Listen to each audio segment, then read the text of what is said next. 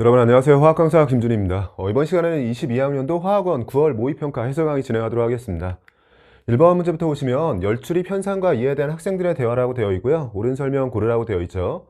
염화암모늄을 물에 용해시켰더니 수액의 온도가 낮아진다라고 되어 있어요. 온도가 낮아지는 건 흡열 반응의 특징에 해당하는 거죠. 발열 반응이냐라고 물어봤으니까 학생 A는 틀린 설명이고요. 니은번 뷰테인을 연소시켰더니 열이 발생했다. 열이 발생했다는 걸 통해서 발열 반응이라는 걸 알 수 있고요. 또 연소 반응이나 중화 반응은 우리가 발열 반응의 예로 암기하고 있는 거죠. 니은은 흡열이 아니라 발열 반응에 해당합니다. 학생 C가 맞는 설명이겠네요. 흡열 반응은 화학 반응이 일어날 때 열을 흡수하는 반응에 해당하는 거죠. C가 맞는 설명이 됐고 보기들 중에서는 답 2번으로 내주시면 됩니다. 2번 문제 보시면 물질 가와나의 구조식을 나타낸 것이라고 되어 있고요. 옳은 것만 보기에서 있는 대로 고르라고 되어 있네요. 가는 암모니아에 해당하는데 질소 비료의 원료로 사용되는 게 맞죠? 니은번 나를 물에 녹이면 산성 수용액이 되는 거냐? 나는 아세트산의 구조식을 나타내고 있고 아세트산은 물에 녹여서 산성 수용액이 되는 게 맞습니다. 디귿번 가와나가 모두 탄소화물이냐라고 물어봤는데 나는 탄소화물이 맞는데요. 가는 탄소를 포함하고 있지 않죠?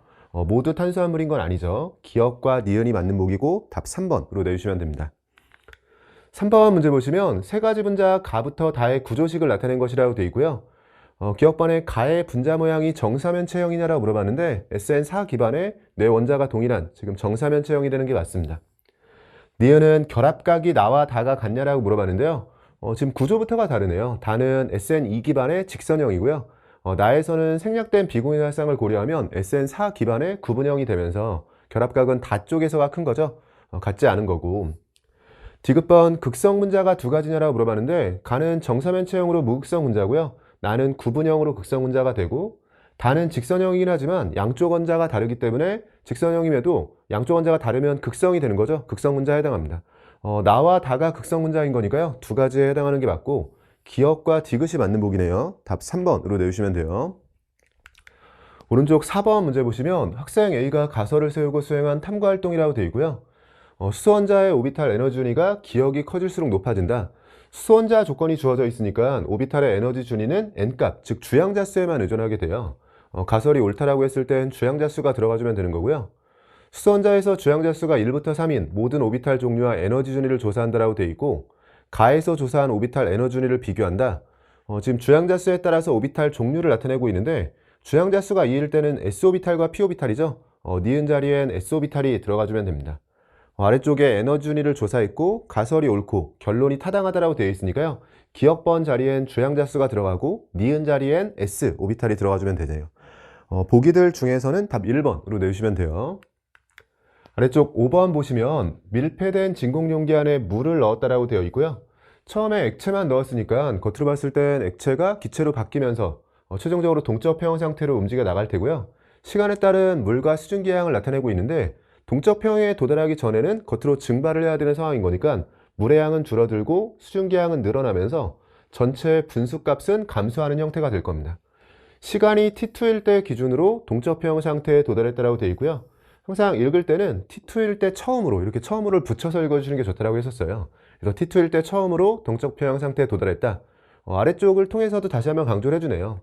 t1에서는 동적 평형은 아니었고요. 감소하는 이 분수 형태는 감소하는 거였고 t2 이후로는 동적 평형 상태가 유지가 될 테니까요. 이 분수값도 유지가 되는 모습을 보여주고 있습니다. 물에 상변하는 가역 반응에 해당하는 거고요. T1일 땐 아직 동적 평형 상태에 도달을 못한 거죠. 증발 속도와 응수 속도가 같은 게 아니라 겉으로 봤을 때 증발을 해야 되는 거니까 분자가 큰 거예요. 즉 1보다 큰 값을 가지고 있어야 됩니다. T2일 때와 T3일 때 수증기 양을 비교하라고 되어 있는데 T2부터는 동적 평형 상태인 거니까 겉으로 봤을 때는 수증기 또 물의 양에 변화가 없어야 돼요. 수증기 양이 T2일 때, T3일 때 같을 테니까 이 값이 1이 되겠죠? 디귿 틀린 보기가 됐습니다. 기억번 보기와 맞는 보기가 됐고요. 답 1번으로 내주시면 되네요. 1페이지는 역시나 간단한 문제들이 있었죠. 여기까지 해서 1페이지 잘 정리해 보시고요. 잠시 쉬었다가 이어서 2페이지 진행해 보도록 하겠습니다. 여러분 이어서 2페이지 문제들 풀어보도록 할게요. 6번 문제부터 보시면 아세틸렌의 연소 반응에 대한 화학 반응식이라고 주어져 있고요. 이 반응에서 1몰의 아세틸렌이 반응해서 X몰의 CO2 그리고 1몰의 물이 생성되었을 때 A 플러스 X를 묻고 있습니다. A의 경우에는 개수를 맞추라는 건데요. 산소의 개수만 맞춰주면 되네요. 산소가 생성물 쪽에 8개, 2개, 총 더해서 10개인 거니까 A 자리론 5가 들어가야 되는 거고요. 개수가 나오면 반응할 때의 몰수비가 나온 거죠. 1몰의 아세틸렌과 X몰의 CO2라고 했는데 아세틸렌과 CO2는 1대2 비율을 가지고 있으니까요. 1몰 기준으로 생성되는 CO2는 2몰이 됩니다. 그럼 뒤쪽에 1몰의 물이 생성되었다는 건 그냥 검산용에서 확인이 되는 거네요. 일종의 과조건이 되고 꼭 필요한 조건은 아니었네요. A가 5가 되는 거고요. X는 2가 되는 거니까 더해주면 7이 되는 거죠. 보기들 중에서는 답 4번으로 내주시면 됩니다. 7번은 나트륨과 기역이 반응해서 니은과 수소를 생성하는 반응에 대해서 화학 반응식이 주어져 있고요. 가와나는 기역과 니은을 각각 화학결합 모형으로 나타냈다고 되어 있네요. 익숙한 화학결합 모형이고 빠르게 대응이 돼야 돼요. 기역에 해당하는 가는 지금 H2O인 거죠. 첫 번째 껍질에서 단일 결합하고 있는 수소와 두 번째 껍질에서 결합 2개 하면서 옥텟을 만족하고 있는 건 산소가 돼요. 그래서 기역 자리엔 H2O가 들어가 줘야 되고요. 나의 경우에도 보자마자 원래는 바로 대응이 돼야 되죠. NaOH 형태입니다. 지금 네온의 전자배치인데 하나를 잃고 네온의 전자배치를 가지고 있으니까 3주기 1족 나트륨 이온에 해당하는 거고, 마이너스가 없었다면 HF처럼 보이는 상황인데 하나를 얻어서 F처럼 행동하고 있는 거니까 산소와 수소의 조합이에요. 그래서 OH- 수산화이온 형태입니다. 니은 자리엔 NaOH가 들어가고요.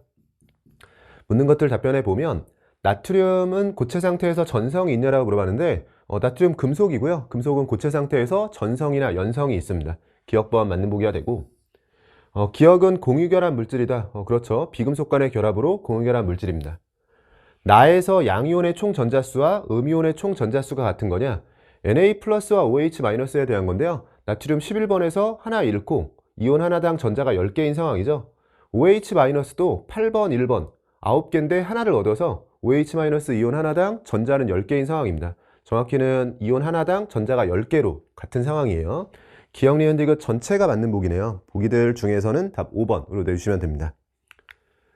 아래쪽 8번 문제 보시면 중화 적정 실험이라고 되어 있고요. 실험 과정과 결과가 있어요. 항상 실험 결과를 먼저 보면서 실험 과정 초반부 자료에 대해서 조건을 주지하는지 확인하게 되고요.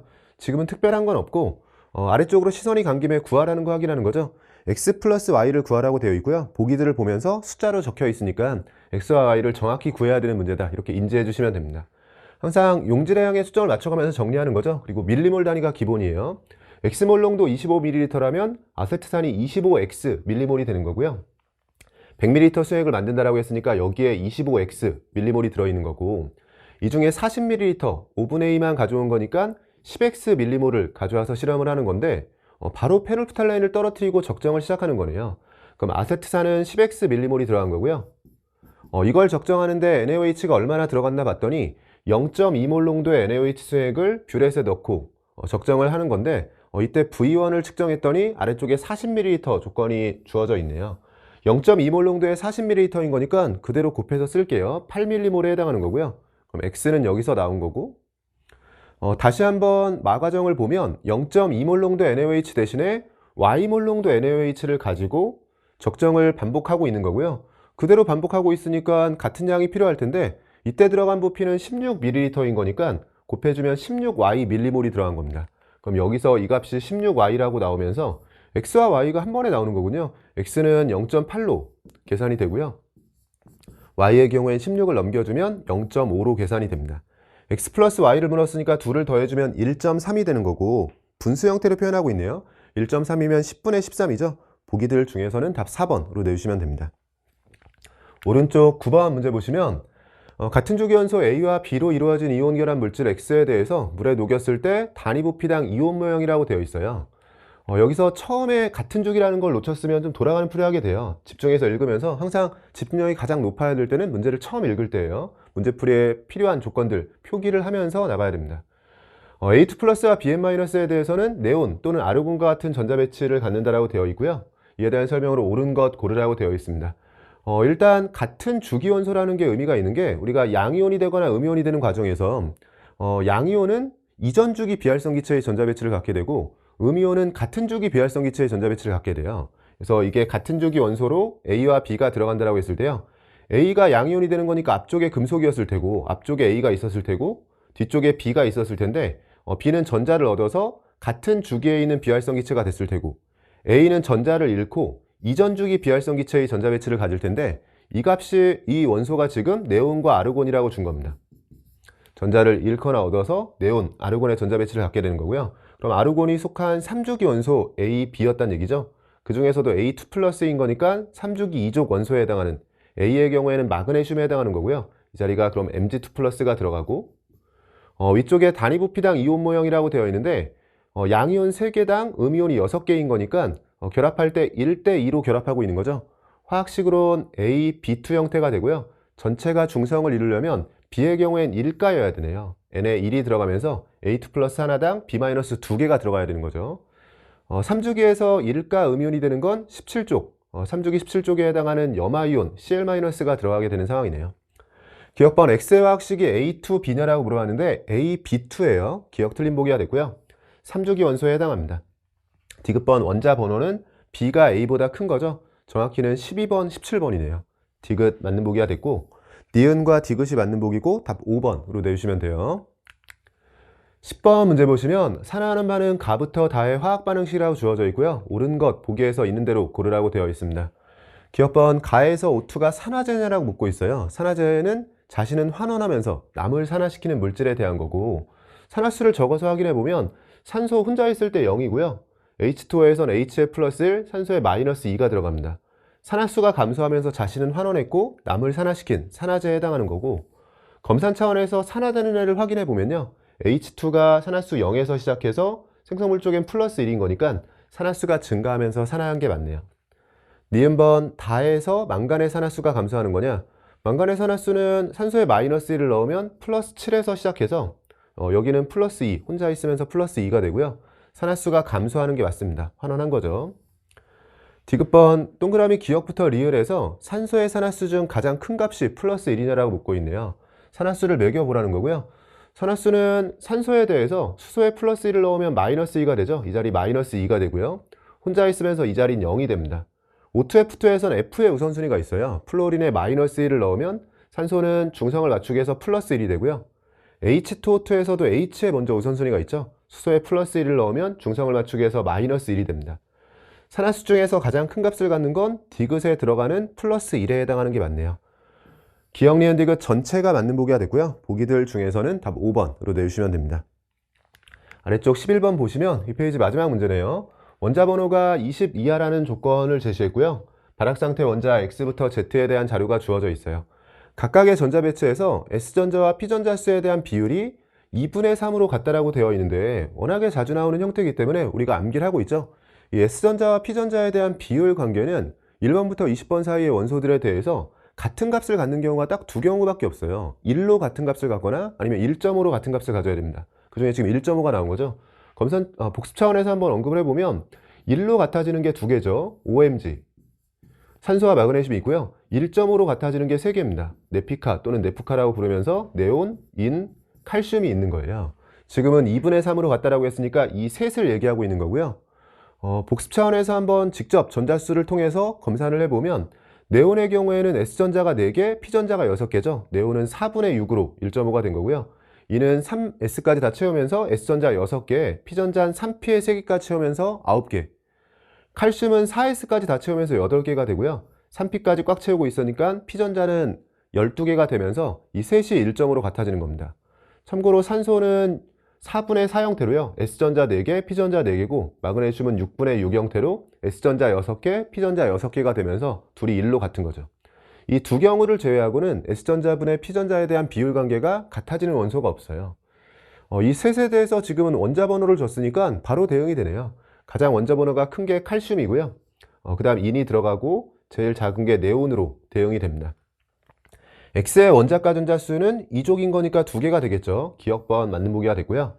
Y는 인 15족인 거니까 홀전자수가 3개가 됩니다. 0이 아니라 3이죠. 니은번 틀린 보기. 디귿번 Z에서 전자가 들어있는 오비탈 수가 5냐라고 물어봤는데 Z 네온의 경우에는 2P까지 꽉 채우면서 전자가 들어있는 오비탈 수이자 전자가 2개 들어있는 오비탈 수가 5개가 돼요. 디귿도 맞는 보기가 됐네요. 기억과 디귿이 맞는 보기고요. 보기들 중에서는 답 3번으로 내주시면 됩니다. 여기까지 해서 2페이지까지도 정리를 잘 했고요. 잠시 쉬었다가 이어서 3페이지 문제들 풀어보도록 할게요. 여러분 이어서 3페이지 문제들 풀어보도록 할게요. 12번 문제 보시면 분자 가부터라의 루이스 전자점식에서 공유 전자쌍수와 비공유 전자쌍수를 나타내고 있고요. 가부터라가 각각 N2HCl, CO2, CH2O 중에 하나라고 되어 있습니다. 후보군을 넷을 제시했고 분자 내에서 옥텟 규칙을 만족한다. 공유 전자쌍수와 비공유 전자쌍수인데 바로 대응이 되죠. N2는 공유 전자쌍수가 3인 거고요. HCl은 1인 거고 CO2와 CH2O는 중심 원자가 탄소가 되면서 공유 전자쌍수이자 결합선수가 4개가 되네요. 그러면 공유 전자쌍수가 같아지는 건 4로 같아지는 거고요. A 자리인 4가 들어가고 CO2와 CH2O가 되는데 비공유 전자쌍수는 탄소에 넣고요. 산소에 두 쌍 있죠. 수소에도 없는 거니까 비공유 전자쌍수가 큰 게 CO2예요. 다자리가 CO2가 되고 여긴 CH2O가 되고요. CH2O는 산소에 비공유 쌍이 두 쌍 있죠. B는 2가 되는 거고 가와나는 결합선수 하나 3개가 되면서 공유 전자쌍수로 대응이 되죠. 1과 3으로 대응이 되면서 나가 N2가 되고요. 가가 HCl이 되고 질소원자 하나당 비공유 쌍이 한 쌍 있죠. N2N 두 쌍이 있는데 두 쌍이 있는 게 자연스럽게 검산까지 가능한 거네요. A와 B를 더하면 4와 2를 더하는 거니까 6이 되는 거죠. 기억은 틀린 보기가 됩니다. 다는 CO2이다. 니은은 맞는 보기가 됐고요. 디귿번 가와 나에 모두 다중결합이 있냐라고 물어봤는데 나에는 질소 3중결합이 있고요. 근데 HCl은 단일결합밖에 없으니까 디귿 틀린 보기가 됐네요. 니은번 보기가 맞는 보기가 됐고 답 2번으로 내주시면 돼요. 13번 보시면 25도씨에서 수의 가부터 다에 대한 자료라고 주어져 있고요. 수소이온과 수산화이온에 대한 농도 B가 주어져 있어요. 정말로 많이 연습을 했었죠. 이렇게 수소이온과 수산화이온에 대한 농도 B가 10의 거듭제곱 형태로 표현되어 있으면 P스케일이 편하다고 했어요. 지금처럼 10배 차이가 나면 P스케일, 즉 pH와 pOH는 1 차이 나는 거고요. 원래 중성에서 둘 다 7이 되면서 차이가 없는 거죠. 근데 1 차이를 벌리려면 반으로 나눠서 7을 기준으로 플러스 마이너스 0.5인 겁니다. 이때 액성 판단을 통해서 pH가 7 플러스 0.5인지 7 마이너스 0.5인지를 파악하는 거죠.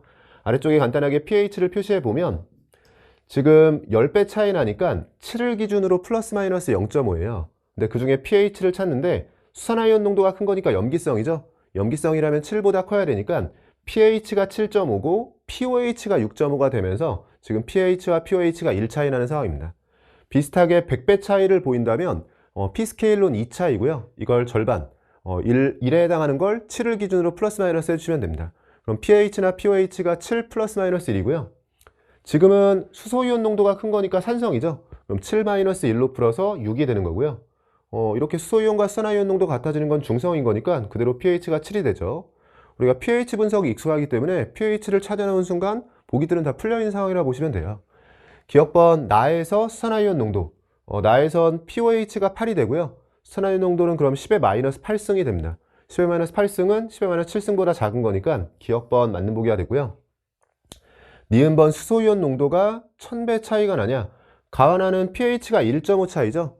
pH가 n 차이 나면 수소이온 농도는 10의 n승배 차이 나는 거예요. 지금 1.5 차이인 거니까 10의 1.5승배 차이 나는 거지 이렇게 10의 3승배 차이가 나는 게 아닙니다. 이렇게 되려면 pH가 3 차이 나야죠. 니은은 틀린 보기. 디귿번은 H 플러스의 몰수에 대해서 묻고 있어요. 이 보기도 워낙에 많이 풀었죠. 몰수는 항상 분자를 주어로 잡아서 몰 농도로 몇 배인지 부피로 몇 배인지를 곱해주면 됩니다.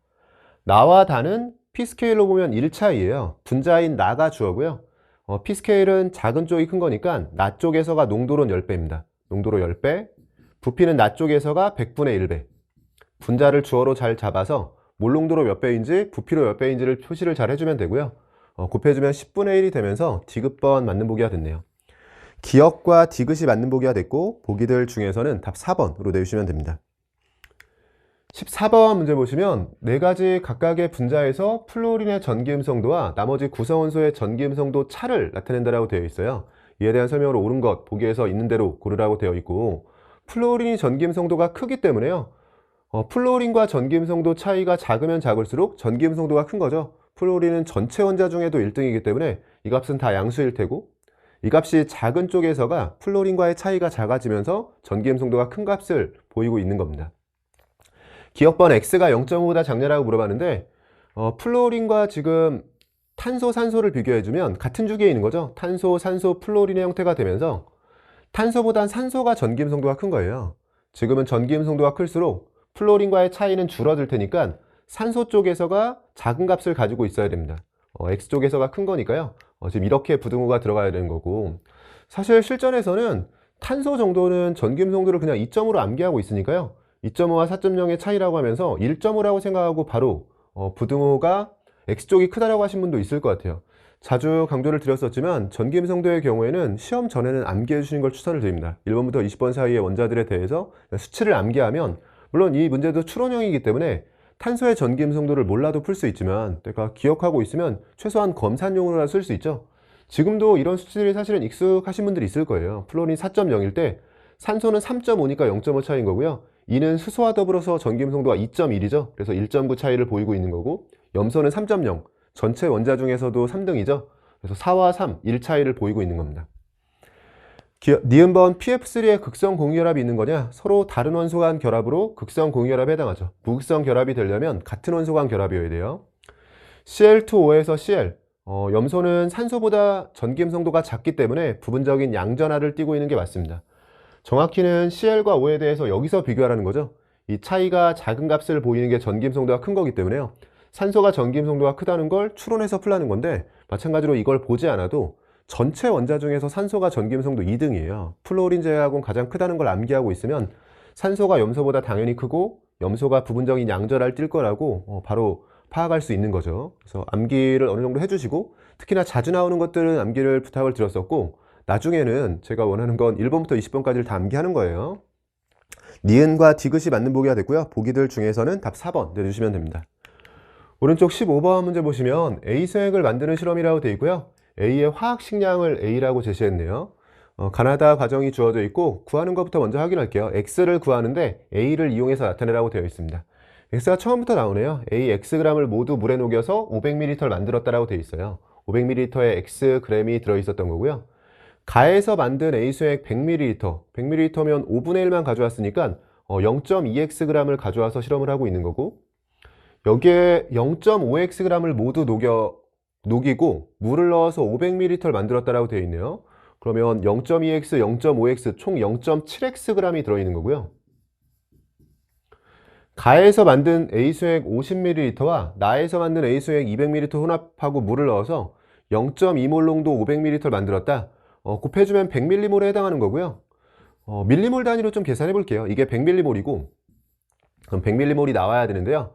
가에서 만든 A 수액 50ml, 50ml면 지금 10분의 1인 거니까 0.1Xg이자 100X mg이죠.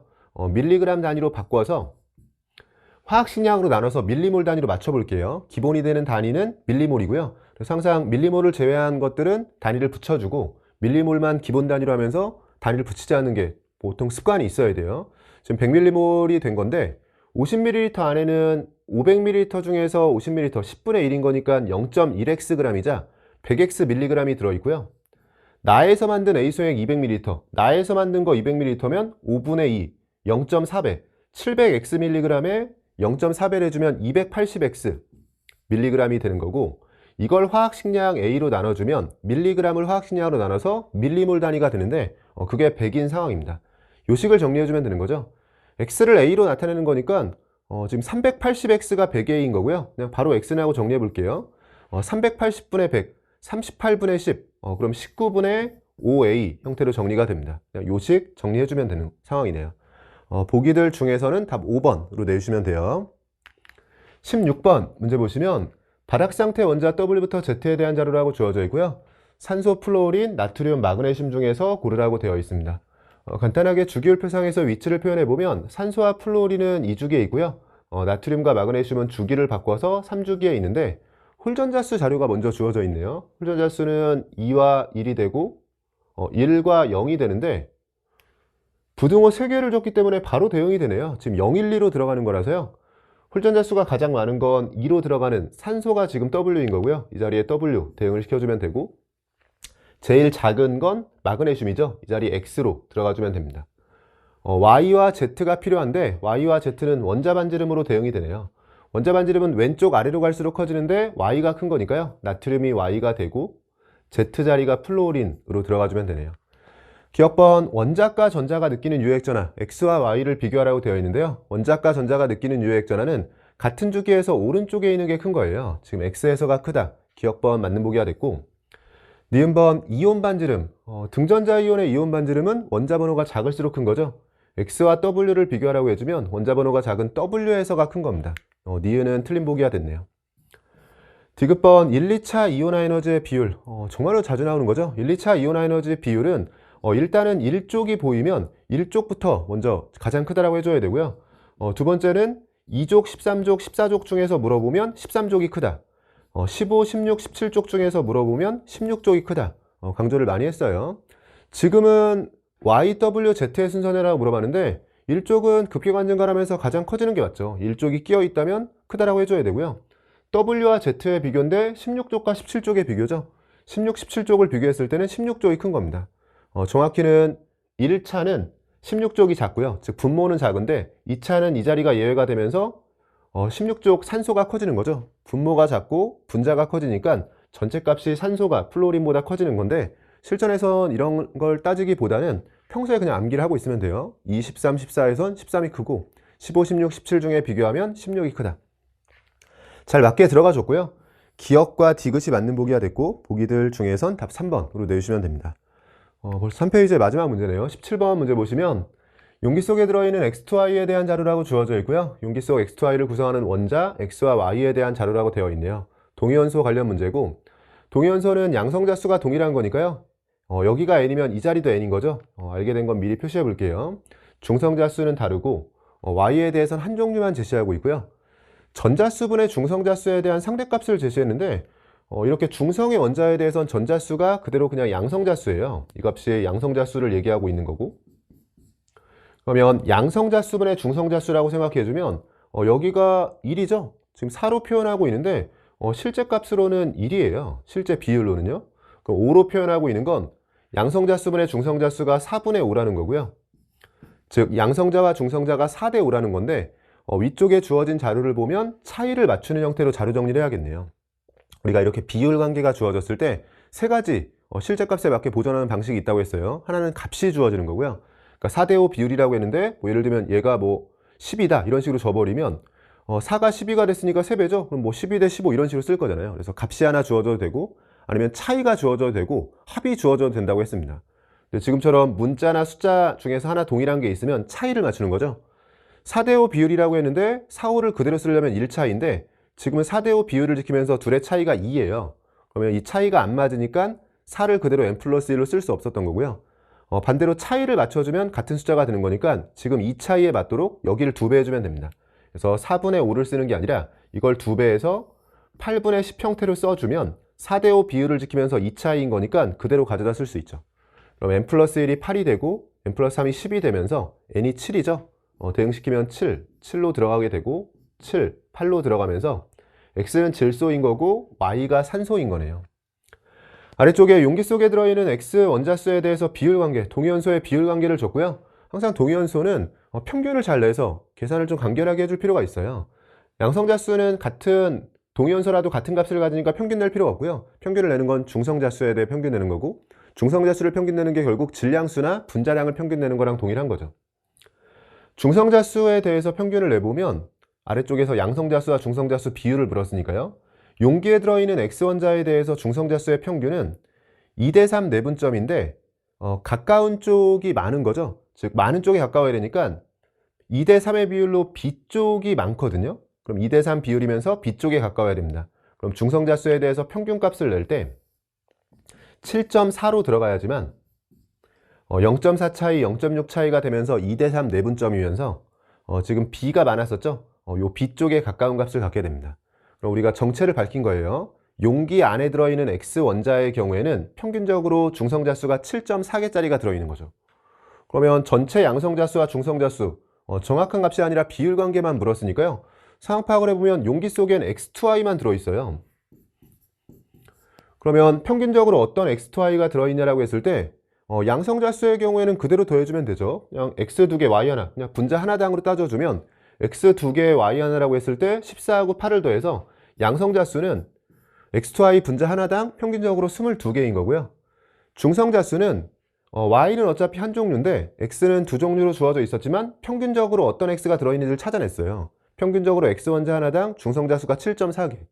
그럼 X2Y라고 했을 때 X 2개면 14.8에 10을 더해서 24.8이 됩니다.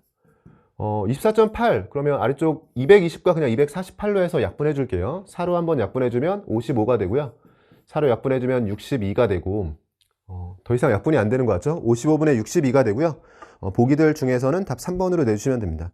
여러 번 연습을 했었지만 동의연소는 이렇게 평균을 잘 구하면 되고요. 평균을 구할 때 이렇게 내분을 활용해주면 중간 과정에서의 계산을 조금 더 효율적으로 할 수 있습니다.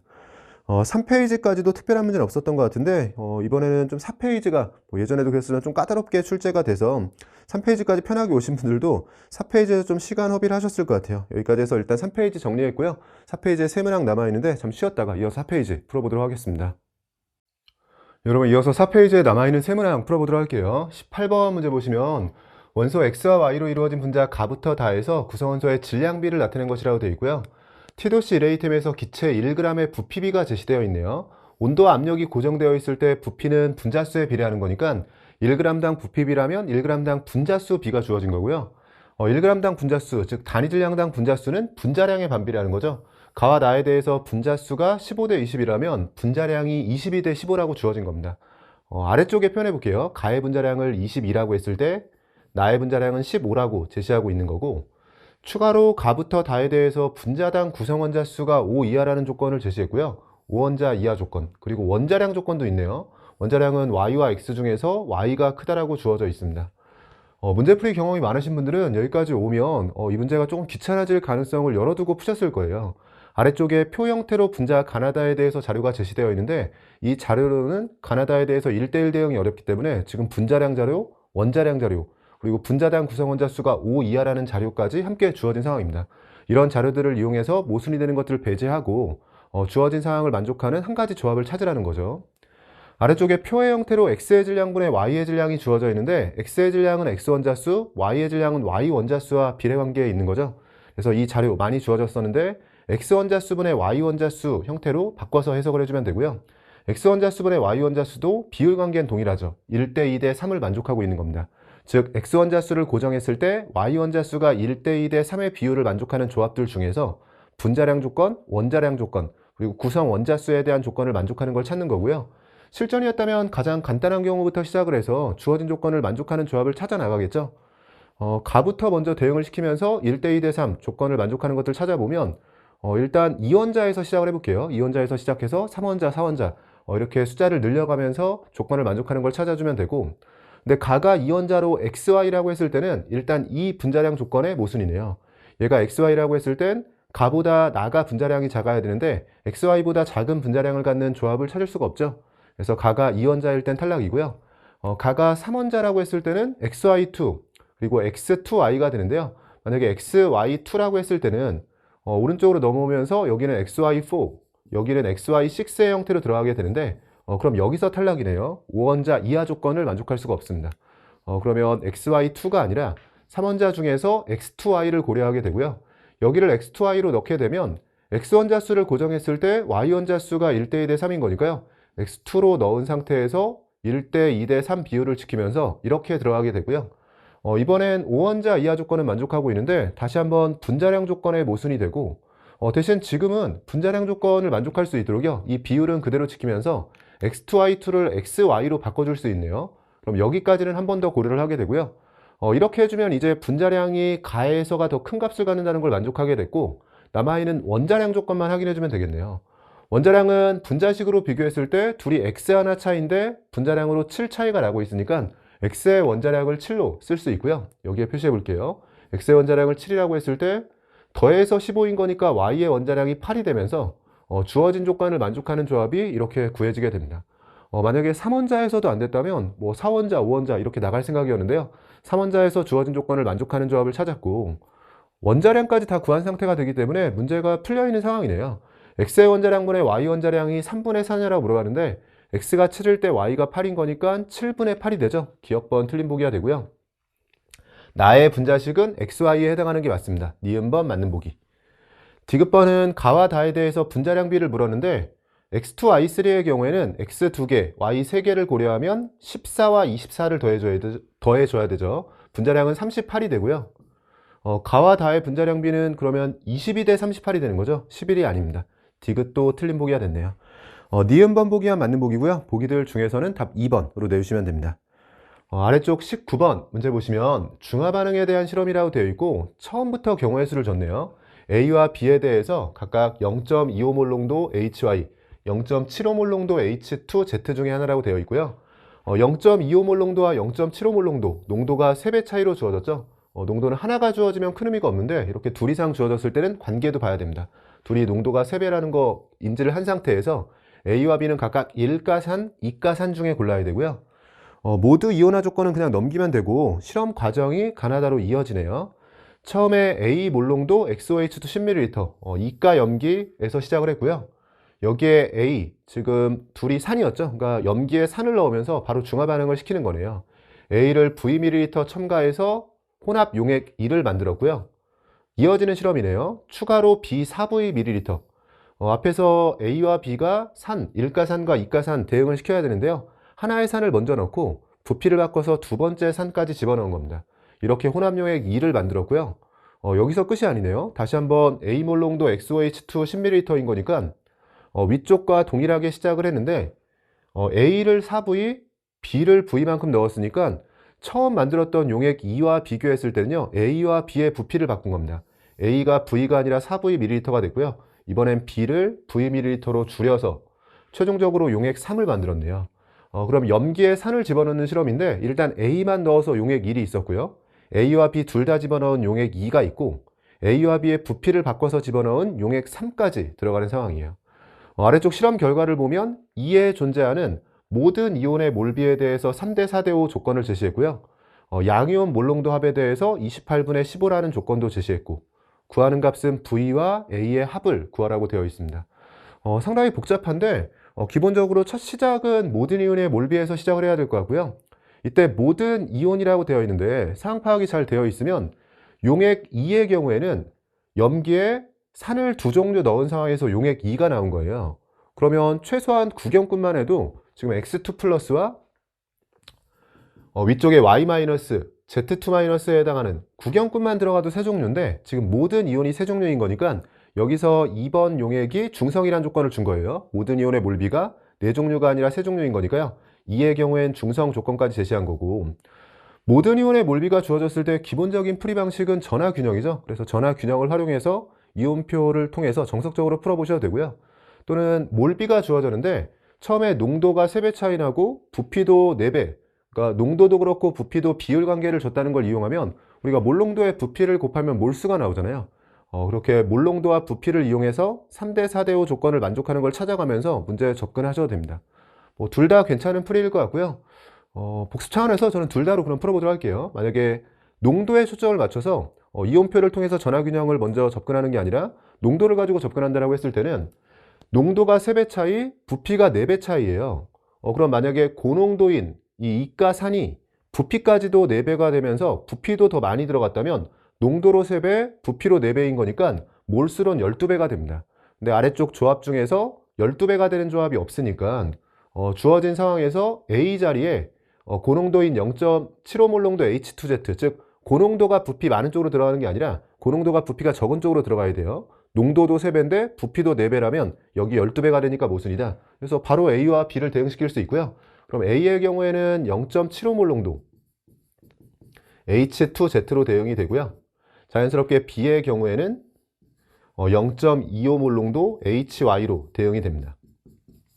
그리고 여기에서 몰수비도 나오는 게요. 농도와 부피를 곱해주면 0.75V, 여기는 그냥 V가 되니까 0.75V와 V면 3대 4 비율이 되는 거죠. 그럼 몰수로 3대 4를 여기서 찾으면서 3과 4 위쪽으로 그냥 상대값으로 표현해 볼게요. 그럼 이 자리에 3이 들어갔다면 이 자리엔 4가 들어가면서 몰수도 집어넣은 거고 중성이 되면서 구경꾼만 존재하는 상황인데 그럼 이 자리에 5가 들어가게 되고요. 전하균형으로 검산해주면 양전하가 10, 음전하는 3 곱하기로 6이 있고 여기에 1가인 거니까 4가 들어가서요.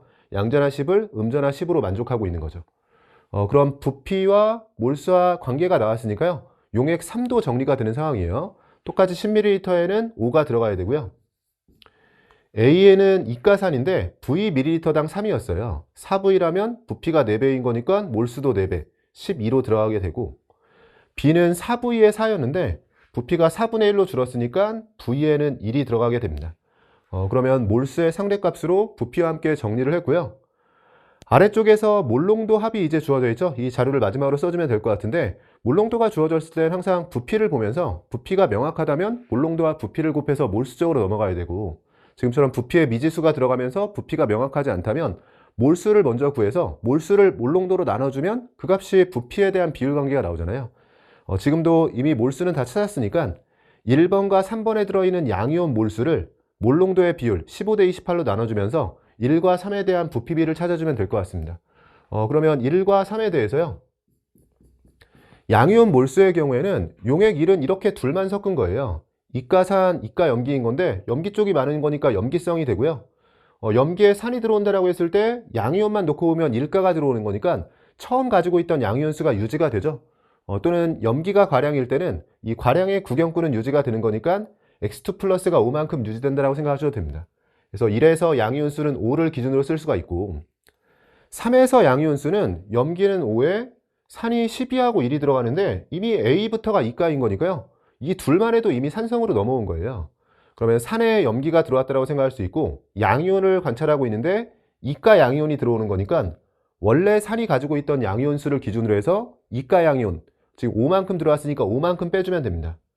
A가 이가산인 거 기억을 하면서요. 그럼 양이온 수가 H 플러스 쪽에서 24, 여기는 일가인 거니까 1, 총 25가 양이온이 있었고, 근데 이가가 5만큼 들어오니까 25에서 5를 빼주면 20이 되네요. 여기는 20으로 들어가게 되고, 이 값을 부피를 구하기 위해서 농도의 비율에 해당하는 15대 28로 나눠주면 되네요. 그럼 5와 20은 1대 4가 되고요. 여기 한 번 더 나눠주면 7이 되면서 대각선으로 올려주면 7대 5의 비율이 되는 거죠. 7대 죄송해요. 15요. 7대 15의 비율이 부피의 비율이 되는 거고요. 용액 1의 부피는 10 플러스 V가 되고, 용액 3의 부피는 10 플러스 5V입니다. 이 비율 관계가 7대 15를 만족해야 되고요. 많이 했었죠. 우리가 차이를 맞춰주면 되겠네요. 지금은 8 차이가 나는 거고 아래쪽은 4V 차이가 나는데, 그럼 8을 4V로 맞춰주려면 숫자는 절반, 그 상태에서 V를 붙여주면 됩니다. 숫자를 절반으로 해서 V를 붙여주면 7을 2로 나누고 V를 붙인 거니까 3.5V로 정리가 되고요. 여기서 넘겨주면 2.5V가 10인 거니까 V가 4라고 나오게 되네요. V는 먼저 구했고요. 구라고 하는 것 중에서 V 구해줬고, A를 구해주면 되는데, V에 4를 집어넣고 실제 농도가 있었는데 비율에 맞춰서 보정을 잘 해주면 되겠죠. 근데 지금은 보정이 필요 없네요. 3ml에 3이 들어있다. 우리가 쓰고 있는 몰수의 상대값으로는 0.75인데 실제 농도도 0.75가 나왔으니까요. 이 수치를 그대로 써주면 됩니다. 그럼 10ml에 5mm몰이 있다는 뜻인 거니까 A는 그대로 0.5몰 농도 상황이 되면서 A가 0.5. 그럼 문제에서 요구하는 A 플러스 V는 0.5와 4를 더해주면 4.5가 되고요. 분수형으로 표현했네요. 4.5, 2분의 9가 되면서 보기들 중에서는 답 1번으로 내주시면 됩니다. 그래서 지금 시작은 보통 모든 이온의 몰비는 전화균형에서 시작하는데요. 농도와 부피를 같이 줬기 때문에요. 농도비, 부피비가 있으면 몰수비도 나온 거니까 경우의 수를 여기서 찾아서 대응을 시키면서 접근을 해줬어요. 오히려 전화균형은 검산용으로 써졌고요. 그래서 이런 방식도 괜찮고, 아니면 처음부터 이 산이나 염기가 세 종류 이상 들어가면서 상황이 복잡하다고 여겨졌으면 조금 더 체계적으로 풀이하기 위해서 전화균형 측면에서 이온표 작성을 하면서 풀었어야 됩니다. 뭐 비슷하게 풀릴 텐데 중간 과정이 조금 달라질 수는 있겠죠. 이온표를 작성해서 풀었다라고 했을 때는요, 제가 이온표를 요 아래쪽에 작성하면서 접근해 볼게요. 그럼 처음에 이런 것들이 밝혀지지 않은 가운데 이온표만 작성하고 3대 4대 5만 활용해서 접근해 보면 양이온은 H 플러스와 지금 X2 플러스가 있고요. 음이온의 경우에는 Y 마이너스, Z2 마이너스, OH 마이너스가 들어가는 상황입니다. 그리고 0.25몰 농도와 0.75몰 농도, 여기는 0.25몰 농도로 들어가고 여기는 0.75몰 농도로 들어가는 상황. 그리고 얘가 A몰 농도인 상황에서 모든 이온의 몰비가 3대 4대 5라고 했을 때 용액 1, 2, 3의 순서로 썼을 때요. 일단 용액 2에서 모든 이온이 세 종류만 나왔다는 건 H 플러스와 OH 마이너스가 존재하지 않는다는 거고요.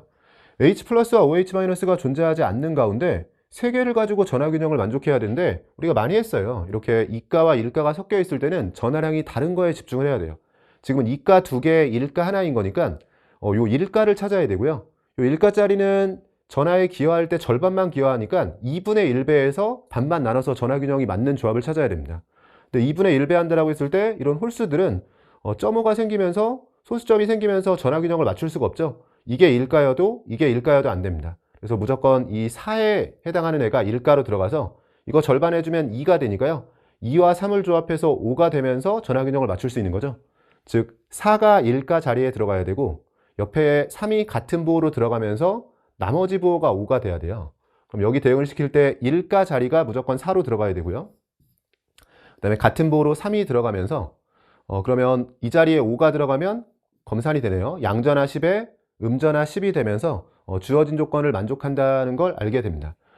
그러고 나면 이제 A, B를 대응시킬 때 이미 몰수가 나왔고 농도가 나왔으니까요. 우리가 몰수를 농도로 나누면 부피가 되는 거죠. 여기서 어느 정도 검산까지 되겠네요.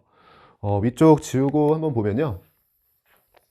이 대응을 시키는 과정에서 이렇게 이온표를 이용해서 대응을 시켰다면 몰수가 먼저 나오고 농도가 있으니까요. 우리가 항상 몰수를 농도로 나누면 부피가 되는 거죠. 몰수로는 4대 3인데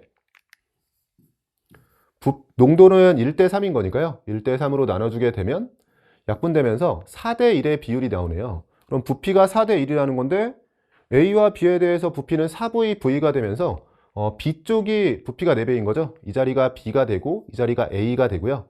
부피는 여기가 4V가 되고 여기가 V가 됩니다. 여기서 농도가 3배인 것도 다시 한번 검산이 되는 거고 그러면 자연스럽게 처음에 A부터 V만큼 넣었으니까 이 자리는 V만큼 넣은 상황, 얘는 존재하지 않는 상황에서요. X2 플러스는 계속 똑같은 거죠. 이 자리 5로 들어가고 이 자리 3으로 들어가고 그러면 나머지들 찾을 수 있는 게 양전하가 10일 때 음전하가 6인 거니까요. 그럼 이 자리에 4가 들어가면서 용액 1에 대한 정보도 나오고 용액 2의 경우에는 이온은 염기는 똑같이 들어간 상태에서 이 자리만 바꿔준 거죠. 4V로 들어갔던 B는 V만큼만 넣고 V가 들어갔던 A의 경우에는 4V로 넣어준 상황이에요. 그러면 이 자리는 V의 3이었으니까 12가 되고요. 4V의 4였으니까 1이 되고 음전하가 총 25인데 양전하가 10밖에 없죠. 그럼 양전하도 25가 되도록 여기에 15가 들어가주면 양전하의 총합 25에 음전하 총합 25가 되면서 주어진 조건을 만족할 수 있게 됩니다. 그래서 전하균형을 통해서 이온표를 찾게 되면 조금 더 정확하게 그냥 각각의 양이온, 음이온에 대해서 얼만큼이는지도 알게 되고요. 다만 이렇게 풀면 약간 과하게 푼 느낌이 있긴 하네요. 지금 양이온 수만 구할 때는 앞에서 했던 것처럼 그냥 액성을 통해서 산성에선 산의 염기가 들어왔다고 생각하고 염기성에선 염기에 산이 들어왔다고 생각하고 풀어나가도 괜찮고요. 조금 더 정확하고 체계적으로 풀기 위해선 이렇게 각각의 이온에 대한 걸 찾아주면 그 다음은 동일한 거죠. 지금 5와 20이 되면서 용액 1과 3에서 양이온 수가 5대 20, 1대 4라고 나왔고 그걸 이 농도로 나눠주면 아까 지금 지워졌네요. 부피가 나오게 되고요. V가 4라고 구하게 되면 4분의 3으로 0.75였는데 얘는 지금 10ml에 들어있던 거였으니까 이 자리가 0.5가 나오면서 V하고 A를 찾는 그 다음 과정은 비슷하게 진행을 할 수가 있습니다. 연습하기엔 정말로 좋은 문제인 것 같고요. 조금 상황이 까다롭게 주어지긴 했지만 상황 파악하는 연습을 하는 것도 좀 도움이 될 만한 문제고 농도와 부피를 통해서 몰수 찾는 거나 뭐 이온표를 통해서 전하균형 적용하는 거나 다 반복해서 풀었을 때 여러분한테 도움이 될 만한 문제니까요. 19번은 잘 정리해 보시면 좋을 것 같습니다. 앞에서 답은 이미 냈었죠? 답 1번으로 내주시면 되고 오른쪽 20번의 마지막 문제 볼게요. A기체와 B기체가 반응해서 C기체를 생성하는 반응의 화학 반응식이라고 주어져 있고요. 양적 관계 문제는 습관적으로 항상 상태, 기체가 아닌 액체 고체가 들어있으면 그거 자체가 함정이 될 수 있기 때문에 확인해야 되고요. 개수들의 상황을 보는 거죠. 개수는 지금 B만 1로 주어져 있고 A와 C는 빠져 있는 상태입니다. 실린더에 A와 B의 질량을 달리해서 넣고 반응을 완결시킨 실험 1부터 3에 대한 자료라고 주어져 있고요. 추가 자료는 없고 이 표를 이용해서 이 아래쪽 주어진 자료들 구하라고 되어 있네요. 반응 전과 후에 대해서 처음에 질량이 주어져 있네요. 질량은 우리가 몰수를 보통 단위 없이 쓰니까요. 질량은 헷갈릴 수 있어서 그램 단위 붙일게요. 1g, 3g, 4g이고 W는 누가 봐도 질량이니까 얘는 붙이진 않겠습니다. 반응 후에 A 또는 B의 질량, 남아있는 질량을 줬고 생성물인 C의 밀도와 전체 기체의 부피를 줬네요. 우리가 C의 밀도가 주어진 상태에서 항상 밀도가 주어지면 부피당 질량이기 때문에요. 밀도와 함께 주어지는 게 부피인지 질량인지를 봐야 되는데 이거 헷갈리시면 안 돼요. 우리가 기체의 부피는 어차피 같은 공간에 있으면 전체 기체의 부피가 C의 부피이기도 한 거예요. 그러니까 반응 후에 C하고 남아있는 반응물이 있을 텐데 같은 공간에 들어있으면 그 용기의 부피가 그대로 C의 부피이자 남은 반응물의 부피이자 전체 기체의 부피 역할을 하고 있는 겁니다. 그래서 이게 C의 부피 역할도 하고 있는 거기 때문에 둘을 곱해주면 그대로 밀도와 부피를 곱해서 C의 질량이 나오는 거죠. 그래서 C의 밀도, 부피가 주어져 있기 때문에 둘을 곱해서 C의 질량, 즉 생성물의 질량에 대해서 접근해주면 되고요. 지금 둘은 곱해주면 17, 60이 약분해주면 1대 2의 비율이 되는 거네요. 그래서 일단 생성된 생성물의 양이 2배라는 걸 알아냈고, 그러면 선형성 문제네요. 계속 반복해서 강조하고 있지만 항상 셋이 같이 다니는 거예요. 반응한 반응물의 양, 생성되는 생성물의 양, 전체 물수의 변화량. 지금은 생성되는 생성물의 양을 2배로 줬고요. 그러면 반응하는 반응물의 양도 2배라는 걸 이용해주면 한계 반응물 판단이 되네요. 만약에 1번 실험에서 B가 한계 반응물이었다. 그럼 W 반응했다는 건데 지금 분명히 C가 2배로 나오기 때문에 2배 반응하려면 여기선 EW 반응해줘야 되죠. 근데 그렇게 반응할 B가 없기 때문에 1번에서 B가 모두 반응했다라고 해주면 모순이 됩니다.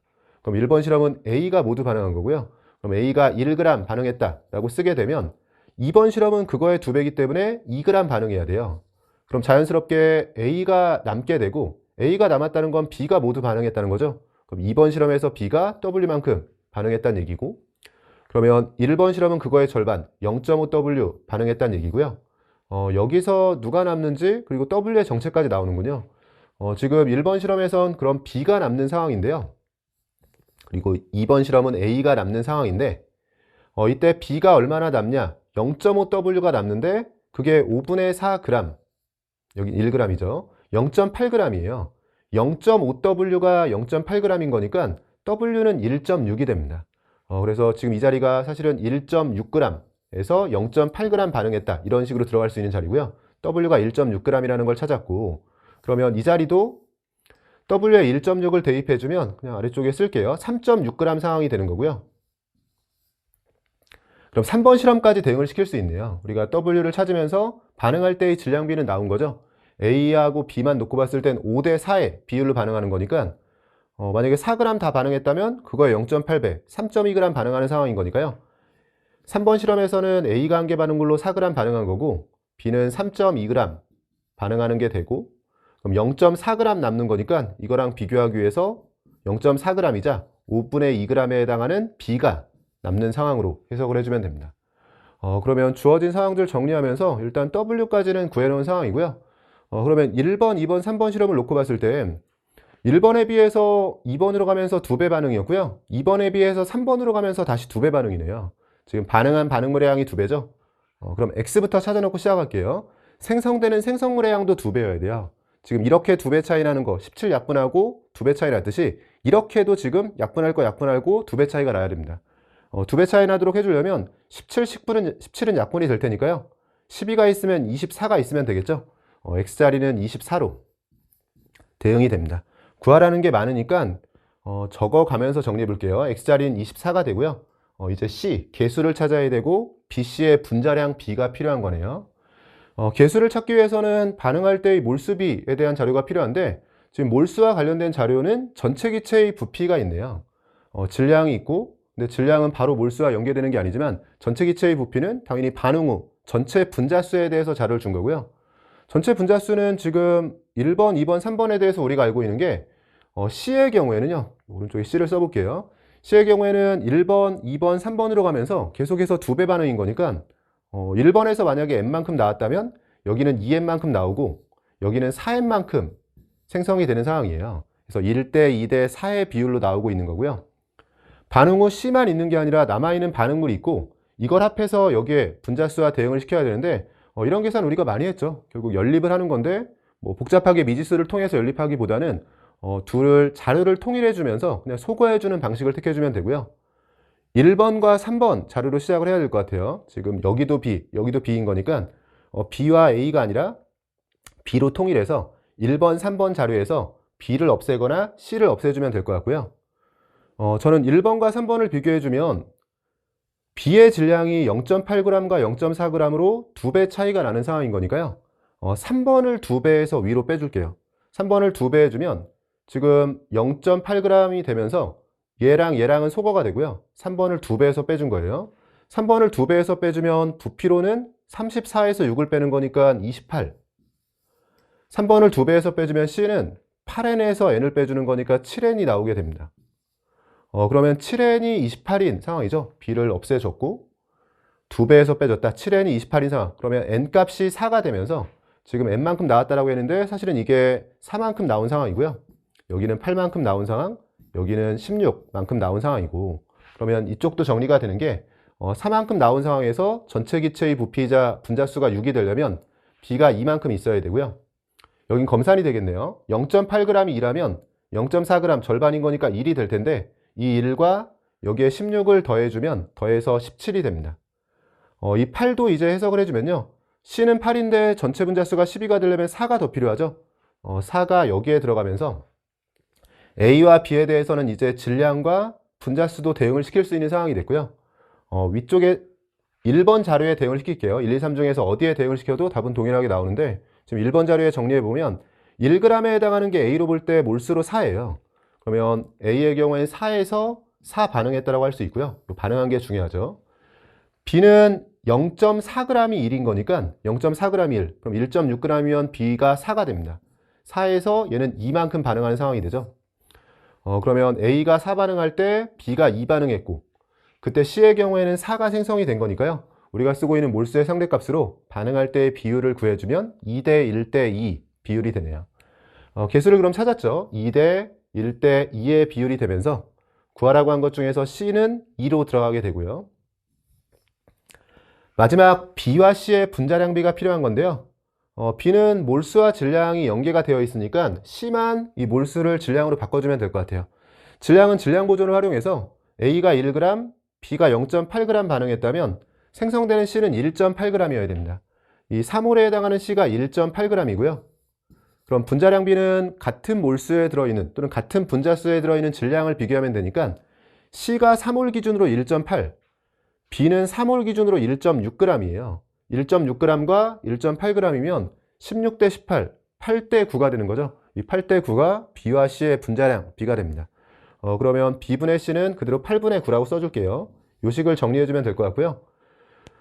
그러면 나눠주면 8과 24 약분해주면 될 것 같네요. 여기 8과 24 약분해주면 3이 되면서 분모에 2가 들어가고 분자엔 3 곱하기 9, 27이 들어갑니다. 2분의 27 형태로 들어가고요.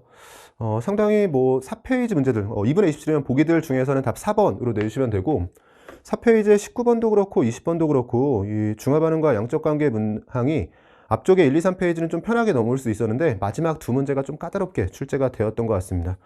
마지막에 그래도 좋은 문제들인 거니까요. 특히나 19번은 중화반응 문제들 중에서는 정말로 좋은 문제인 것 같아요. 여러분 반복해서 풀어보시면서 정리하시면 될 것 같고요. 저는 여기까지 해서 22학년도 9월 화학원 모의평가 해설 강의를 마치도록 하겠습니다. 수고하셨습니다.